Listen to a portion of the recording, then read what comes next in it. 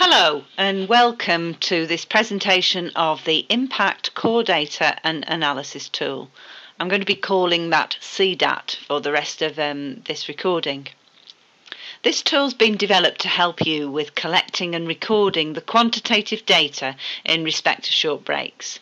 By that we mean the sort of data that underpins the decisions that need to be made around commissioning and providing short break services. And one reason for that is that it aids understanding of service usage and unit costs and shows how that's changing over time. And this feeds into the whole process of evaluation and planning for the development of services, including those decisions that need to be made about what might need to change to ensure effectiveness, efficiency alongside quality. So effective data systems need to be in place so that reliable analysis can be made. And it's the analysis that shows progress of commissioning and service developments and helps demonstrate the impact of short breaks as an effective intervention and a preventative measure in supporting families of disabled children. Now, we need to stress here that the CDAT is actually for the use of individual local authorities. There's no return to impact that's necessary or requested. However, many areas have indicated to us that they wish to benchmark their data with other areas. It's also useful to be able to see national and regional trends and developments. So Impact will support this with those authorities who wish to be involved. And we do really ask you to be involved if you can be, because of this need to see national and regional trends and the importance of showing a full picture of what's going on with short breaks in and across all the local authorities. We'll explain later what you need to do if you want to take part in benchmarking and how it will work and what will be required of you. But this isn't a prerequisite for using the Core Data tool. You can use it any way you wish, and also you'll still be able to draw on our technical support to assist you if necessary. Now let's look back at the onset of aiming high for disabled children back in 2007. There was very little data then about disabled children locally and nationally, and even less about short breaks usage more specifically. And this made it really challenging trying to demonstrate that the money invested was going to have any impact. And case studies and stories are an excellent way of showing that outcomes are being achieved, but it's vital to have hard data to support that qualitative evidence. By that we mean data that's tangible, measurable. It isn't that it's any more important, it's just more that it adds strength and credibility to claims that investment in this area is essential and makes a difference to the lives of children and to their families. Now, although local authorities really struggled to collect data initially, and the tool that we use there, the Local Authority Implementation and Planning Tool, which we termed the LAMP, we know that that was a challenge to use, and the majority of areas did find it useful eventually, and it proved even valuable in demonstrating growth and informing commissioning decisions. Many areas were able to use that LAMP data to show trends of service usage, to make informed decisions about what services to continue commissioning, and to show changes that might need to be made. Most importantly, authorities were able to show significant cost savings, as short breaks were shown to be an effective early intervention and could prevent children needing to live away from home, and enable others who were living away to return to their home and receive support in their own areas.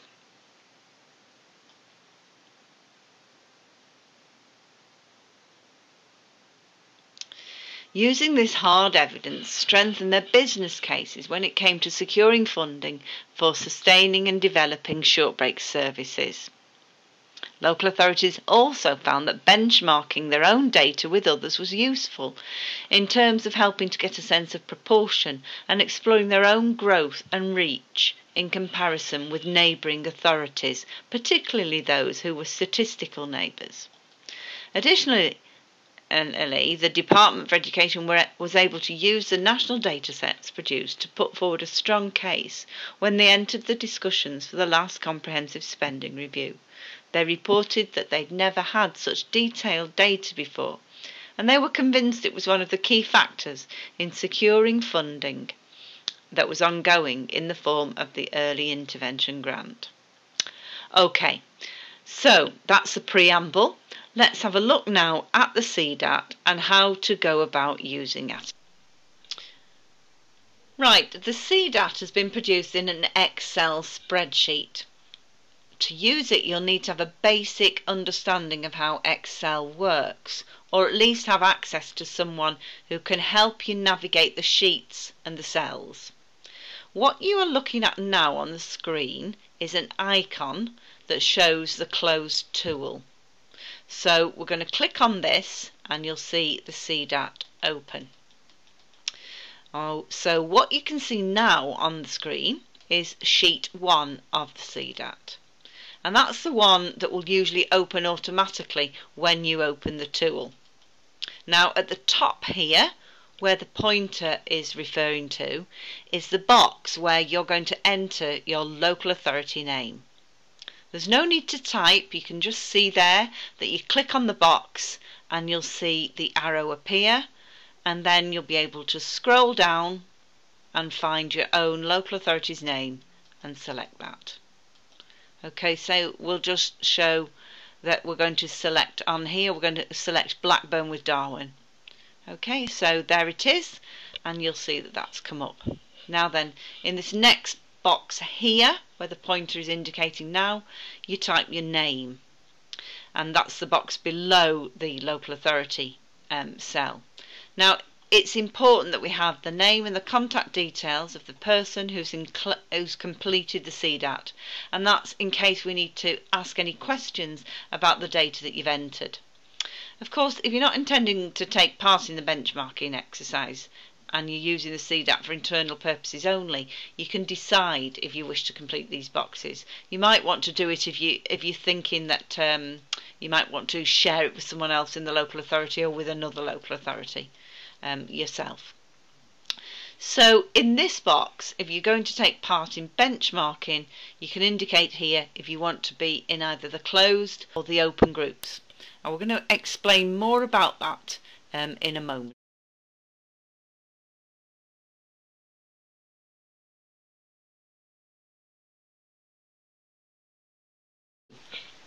Okay then, so this next section is the introduction, and it's this section here that explains what the CDAT is and how it was developed, and that we use the knowledge and experience accumulated from our previous data products and worked in collaboration with several local authorities in the design. So we didn't just kind of rustle it up off the top of our heads, it was a collaborative effort. The section also tells you more about its purpose. So that is to assist local authorities with collecting and recording the data that underpins the service planning and commissioning of successful short breaks within localities. The tool allows a collection and recording of data on the number of disabled children and young people receiving short breaks, the volume and range of short breaks provision, and the financial resource that supports that provision. And there's built-in formula that connect the data that you enter and works out useful calculations for you. So, for example, the reach of short breaks in any given year, and the growth of services, by percentages, the cost per child of services per year, so that you've got a bit of an idea of unit costing. So essentially what it does is a lot of the hard work of the analysis for you. And later on in this film we're going to show you more about these functions. Okay, so let's, you can also read a bit more about benchmarking. It just explains what benchmarking is all about there. Okay. Right, this next section is explaining the structure of the tool. And the tool itself is laid out over 6 pages, or sheets if we're using the Excel language to be precise. And each one of these sheets is labelled by a letter, A through to F. And you only need to complete 4 of those pages. You'll be glad to hear, though, as 2 of them are auto-populated, which means that they'll draw the data that you enter and use it to make calculations. And as we said earlier, it really does all the hard work for you. So what it says here is that Section A is all about number of disabled children. And what we're interested in here is how many are receiving the different types of short break services. Section B is about volume and range. So that means the different types of short breaks that you might have on offer in your area. And Section C is all about money, and it's asking about how much you're spending and how that's broken down, where it comes from and what you're using it for. Section D and Section E are both auto-populated. So first of all, Section D will show you tables of growth in the numbers of children in services, and will work out sums in percentages to help you see proportions of usage. And Section E will also draw on data that you've populated on other sheets, and that will generate some tables that we think will be quite useful in demonstrating change. And we'll demonstrate those for you later on. Section F is completely different in that here you're asked to think about the outcomes that have been achieved through development of short break services. Okay, I'm going to talk about levels now. We're very aware that every local authority is different and that many of you no longer have the sort of administration support that you had previously, and this leaves you with limited capacity to complete spreadsheets and record data. So in recognition of this, the CDAT's been designed so that you can choose how much data you collect and record at a range of levels. Now, as it says here, data is only useful and meaningful if it can be used to support the processes of evaluation and planning whilst supporting the demonstration of impact and progress. So there's no point in collecting data for the sake of it, especially if it's not going to be used. So the levels give you the facility to record essential data, pointing at here at level 1. And this is the sort of data that's generally agreed to be essential in order to plan short breaks. That's what we call the core data, really. Each level then drills down a little bit more, as you'll see. So if you select level 1, you'll only be able to see the questions for that level. So you might not feel quite so overwhelmed. If you choose a higher level, you'll always be able to see the levels below that. So choosing level 4 will mean that you see everything. And level 4 essentially is the same as level 3, but it asks for data at a quarterly level. You might be interested in doing that. Now, you may, if you wish, mix and match the levels. For instance, you might be able to answer all the data sets in Section A to level 4 and only some in Section B to that level. And that's okay. You need only do what you can. All it will mean, however, is that some automatic calculations will not be possible if you've got missing data. So that's just something to bear in mind. Right, and I want to talk about benchmarking. As we mentioned earlier, some LAs feel it's helpful and important to look at how their data stacks up in comparison to other areas. And somehow this helps give a sense of proportion. It's also really useful to be able to look more globally at national and regional averages and ranges of numbers so that we can see what changes are taking place and how much is being spent on different types of services, what types of services are most common, and so on. And this helps to tell the story of short breaks. If you like, it helps with constructing a narrative around the development of services. For example, during Aiming High, we could talk about the fact that more children than ever were receiving short breaks. It became more than anecdotal. We could also talk about how management costs had not risen, how more local authorities were gradually moving to direct payments and individual budgets, that more money was being spent on commissioning activity and family breaks, and that short breaks as a whole were becoming more cost effective as the spend on residential nights, although still increasing, was growing at a less proportionate rate than spend on activity breaks. In order to do this, in order to keep on telling this narrative, we need a critical mass of local authorities who are prepared to submit data for analysis. And if your local authority wants to take part, we'll include your submitted data in with the overall analysis. We know we already have around 50 local authorities who want to take part, so this will give us a reliable data set for analysis, and all additional participants strengthen the reliability of what we can produce. The overall report is going to be anonymous, but if your LA wants the opportunity to benchmark with other LAs, you can opt for this by selecting Open on the menu at the top right-hand corner of the sheet. And we're going to show you this now here with the pointer. Impact will only share your analysed data with other LAs who have opted to take part in the Open group. Okay. So, having read through this first page, you're now ready to get started. And we think the best way of learning how to use it is to start entering some data in it and seeing how it works for yourself. You can save a copy using the Save As option. We'll show you up here at the top. If you've not used it before, you open the Save As on the file menu here.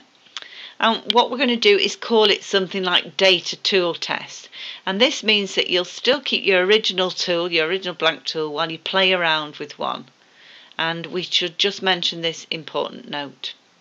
Don't use cut and paste from the edit tools, because what happens then is that you damage the integrity of the formula that is built in the tool. In other words, it messes things up big style. So if you want to copy data from one cell to another, or if you want to move it, use the copy and paste functions.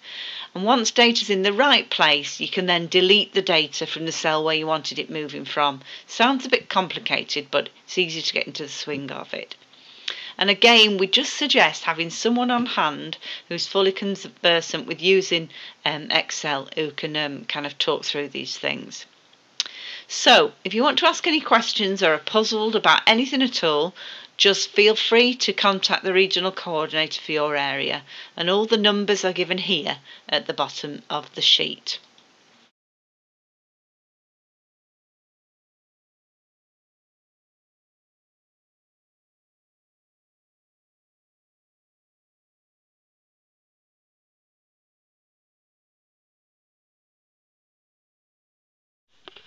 Right, we're going to look at each of the pages now. So we have to click on the tabs down here, and that will open the corresponding page. So we're going to click on this one, on this tab that's labelled Section A, and you'll see that that sheet opens now.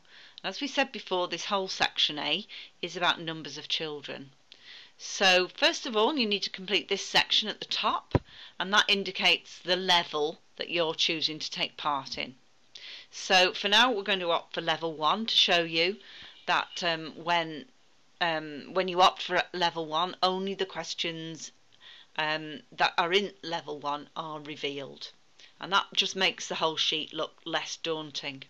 Now then, if we choose level 2, like so, you can see that many more questions are revealed. And even more questions are revealed if we choose level 3 and level 4. So we'll just do that to show you now. So we're going to leave it open now on level 3, and that just allows us to kind of work through the different questions with you. Now, you might remember, if you were involved with the LAMP, that it collected minimal information about numbers. It focused only on numbers of children having short breaks. So really useful opportunities to do some detailed cost analysis were lost, and we couldn't see how many individual children were having the different types of nights and the different kinds of day services. So this tool is asking for a bit more than you were asked for in the LAMP about numbers of children in each type of service. And you might not have them all, but obviously we'd want to hear about those that you do have.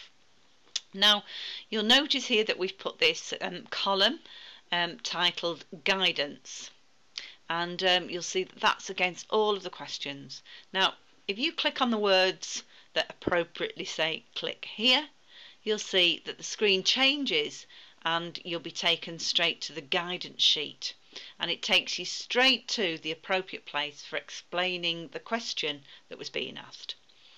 And the reasons for asking data are usually given too in the guidance. So then we just click back on the data question here, like so, and that takes you back to the sheet that you were just filling in.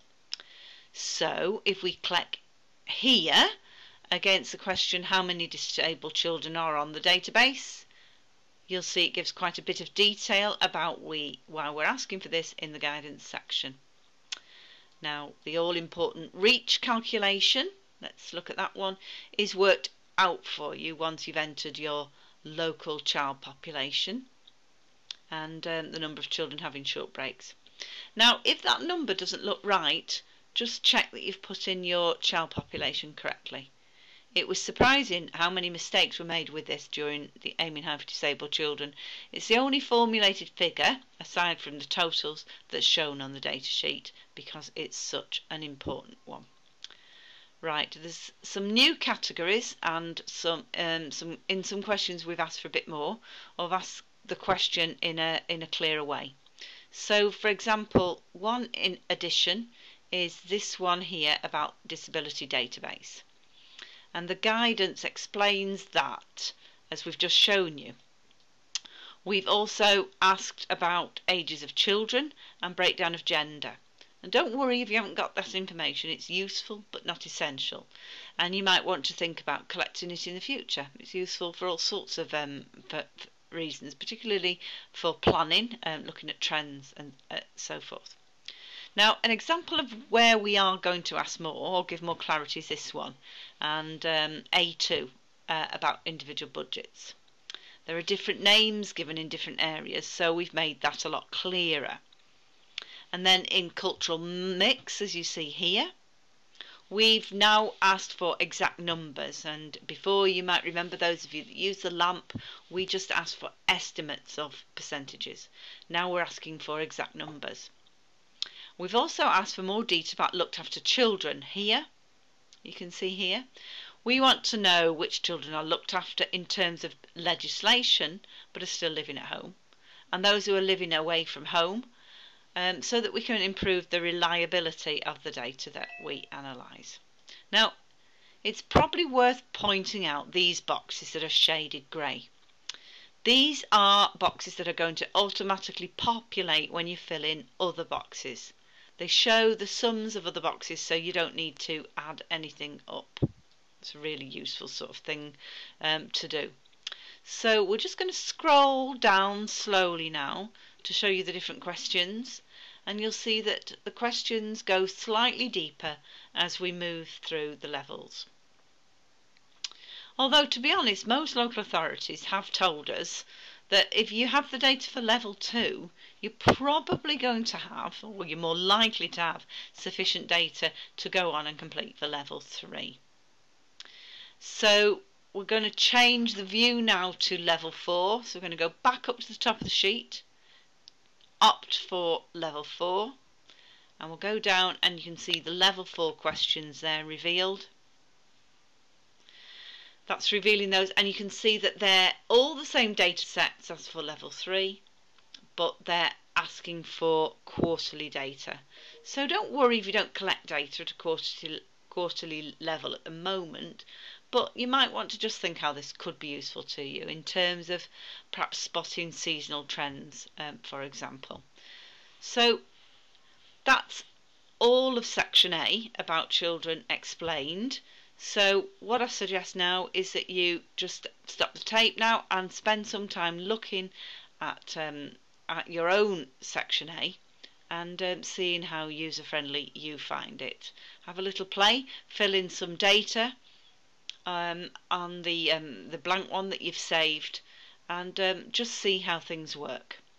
Okay, and see how that changes the data that feeds through to section D. It'll be even better if you fill in some things on section B, but I'll talk you through that next.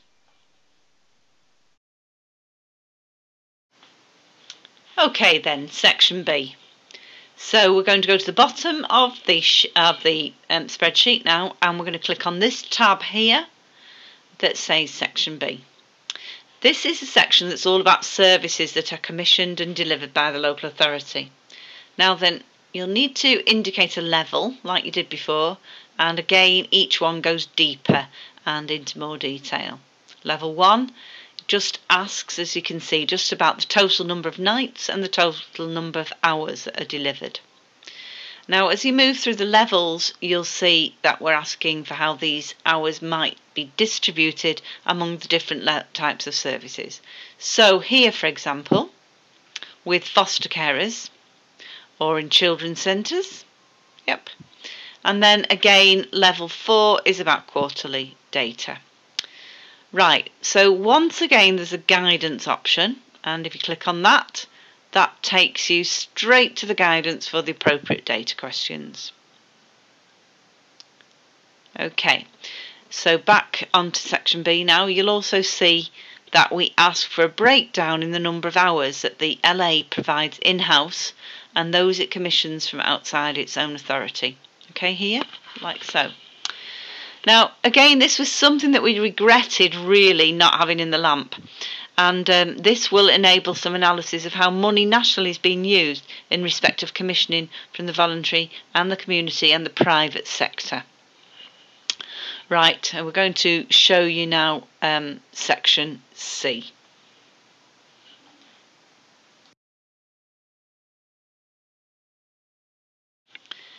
Okay then, so let's click on the tab at the bottom here where it says section C, and here we have the finance section open.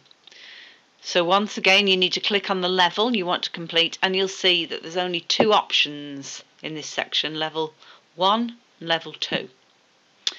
Now first of all we ask some straightforward questions just to begin with, and these are about whether or not you've got pool budget arrangements and what posts might be included in your budget arrangements. Now, at the simplest level, we just want to know how much money is available for your local authority to spend on short breaks and how that budget has been derived. We'd like to know how much contribution is coming from any health sector partner and how much from any other source. By that, it might be carers grant, for instance, or some areas have got lottery funding, for example, for some projects. What we mean by the base budget is essentially the amount of money that local authorities have got before aiming high came, and what would be left if the early intervention grant was taken away. It's very important this so that we can analyse nationally to see how budgets are proportioned and how much of the early intervention grant is actually getting to short breaks commissioning. So the questions in C3, as you can see, are all about how the money is being used. Now, of course, it's challenging to complete, but a good finance officer wouldn't find this daunting. So do make sure that you speak to your finance officers and be as conversant as possible about your budgets. Because if you're managing them, the more information they've got, the better you'll be able to manage. For the purposes of commissioning, the more you know about what you have available, the better. Now, you possibly won't use all these categories here because we've kind of covered every eventuality, and there are a lot, but just fill in what you can. The sections on local authority and health spending are added up so that you end up with a summary section. We'll just scroll down and show you that. See here? Now then, this final section here is about what is being spent on individual contracts. Now, this will give us some really interesting data about the types and ranges of organisations that are involved in delivering different short breaks. Okay, so that really is the finance section explained. There's not really a lot more to be said, because I think the best thing that you can do is make yourself conversant with it by just seeing where your own data would fit. And again, I would ask you to stop the tape now and have a look at section C and what fits in there. and we'll move on to the next section now.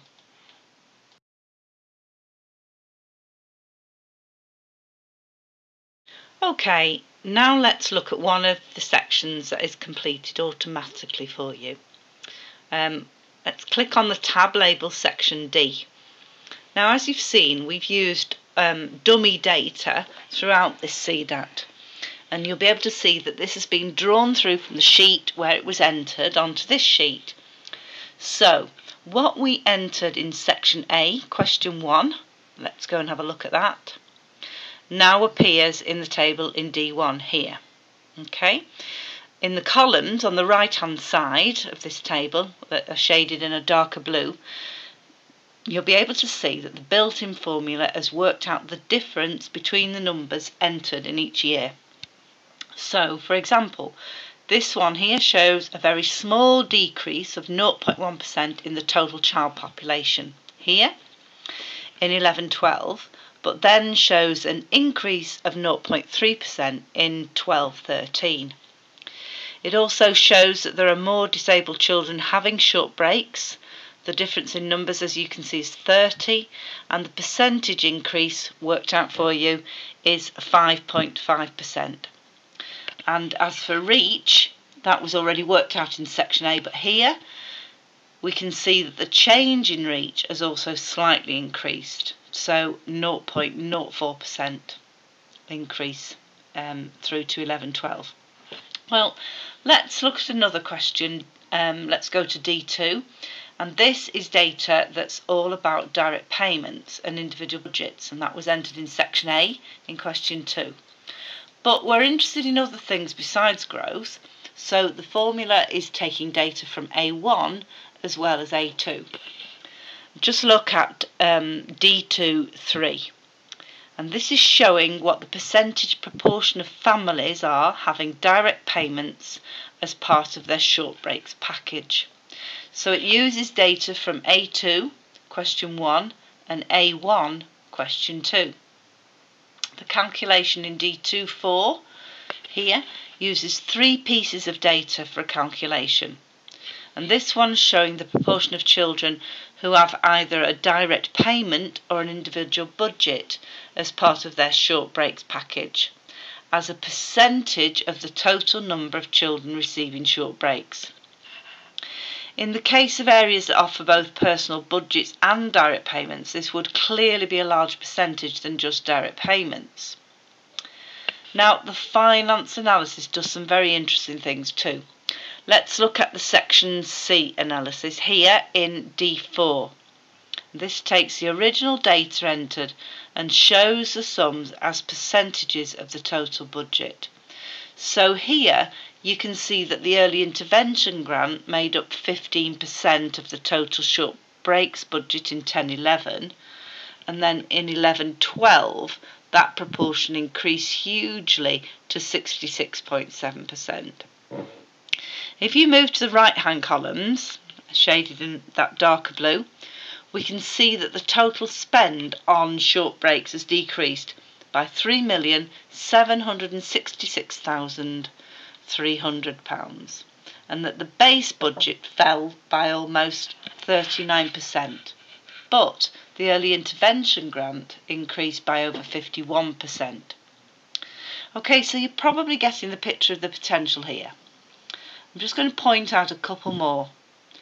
Here in level 2 data analysis, this one that's in table D6, you can see how the data entered about looked after children has been manipulated. So in D6-5, this shows us that in year 11-12 there were 2 fewer children who were looked after and living more than 12 miles away from home. That represents a decrease of 33%, and the following year a 50% decrease was seen. See here. So it's when we see the data analysed in this way that we're prompted to ask questions about what might have been happening. Sometimes there'll be an obvious explanation, but you may be able to pick up trends that need further exploration or point to a need for a change in intervention or commissioning practices. For example, look at the changes here in D11. in the percentage of children having overnight breaks in residential units. You can see that that's falling, and that it used to be 40% of children who had overnight breaks would have them in residential units, and in the space of a year that's fallen to 36%. This might be showing us that more parents and children are choosing different models of overnight provision. It could make us think more radically about potentially, over time, decommissioning units and moving the money into a different service type. Of course, it wouldn't be the only factor to consider, but it should stimulate thinking on the subject. We can also see changes in the proportions of other overnight breaks, especially an increase in the proportion of children having support in their own homes, which has risen here from 3.8% to 9.8%. Okay, let's move down to section C analysis now in D19. This is where finances are analysed further. So here we've used data from both section C and section E, and we can work out the cost of short breaks. So that's what the local authority spends per disabled child. And in this case, you can see it calculates at 8,484 in 10-11, and it drops to 7,393 in 11-12, representing a decrease of £1,091. We can also calculate the average cost of nights per year, which has dropped from £205 to £174, and we can see what the average cost of a short break hour is. These are very simple calculations of spend, and they're just useful in terms of giving a standardised picture that can be compared across authorities and regions. Well, I'm sure you'll see that there's a lot of potential in the way that the analysis has been done. There are other things you might want to do with your own data, but hopefully this will set you off and give you something of a head start. So in your own time, have a look at the rest of the analysis calculations and how they all work. Okay, section E.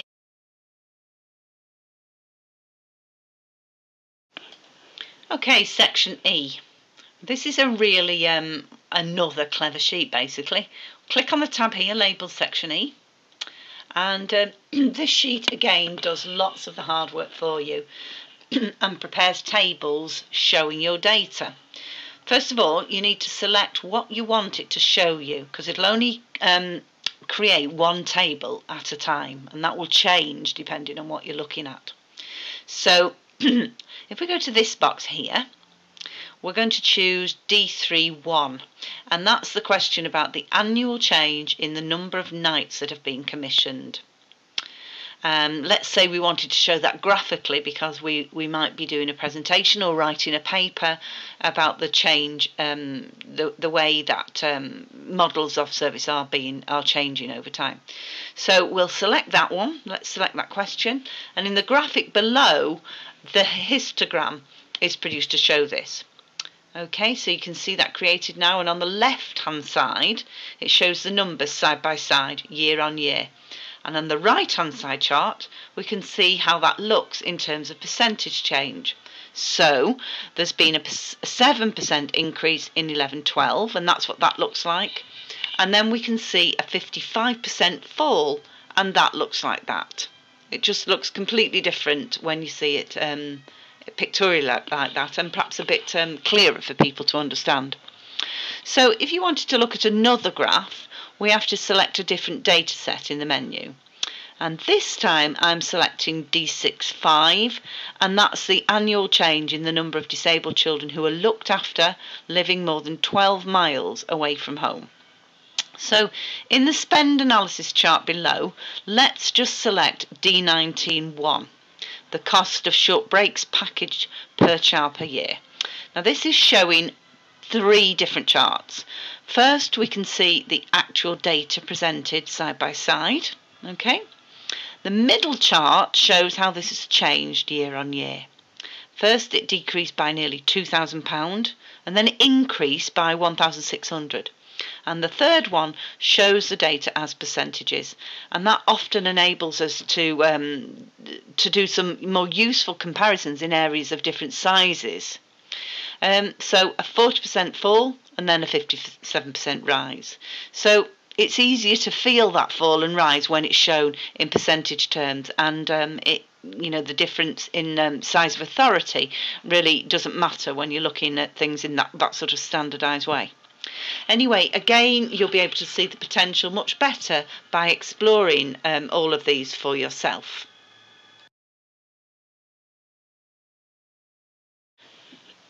So now this final sheet, section F, is completely different. And here there's much more of a focus on qualitative outcomes that we can make some attempt to quantify. We're asking you here to think about the outcomes that have been achieved for different groups of people. Children and young people, parent carers, workers in short break services, the outcomes for general policy and practice in the local authority, and also for voluntary and community sector partners and for health sector partners. For each group, we're asking you to consider what you believe your top 2 outcomes to be. And those are things that you might want to agree with your steering groups, strategy groups, for instance. So there are several against each group that you might want to choose. Place your cursor over the yellow shaded box, like so, and select from the menu that is then displayed, using the arrow like so. Now you'll see that here, greater independence is being chosen as the top outcome reported for children and young people, and an increase in self-help skills is being chosen as the second one. For policy and practice, so let's go down to this one. The top outcome is being chosen is cost savings being found, and the second one is more parents being involved in planning and development of services.